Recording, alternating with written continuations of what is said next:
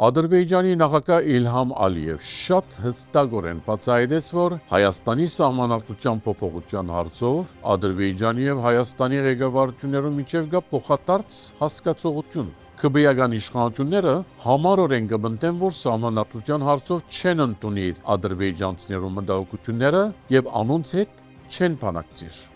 Գխորին, որ Հայաստանի եւ Ադրբեջանի ղեկավարությունների միջև գոյություն ունի փոխադարձ խոր հասկացողություն, թե ինչ պետք է կատարվի եւ ինչ հաջորդականությամբ Հայդար Ալիև, որ նաեւ հավաստիացուց թե խաղաղության համաձայնագիրը պիտի չգնկվի, այնքան ադեմ, որ Հայաստանի սահմանադրությունը փոխված չէ։ Ալիև նաեւ ծաղրեց Փաշինյանի առաջարկած խաղաղության խաչմերուկ կոչված ծրագիրը, երբ նախագահ Բայդեն իշխանության վերադառնա, ան կյանքի կգոչե ծեր խաղաղության խաչմերուկը Հայդար Ալիևյան։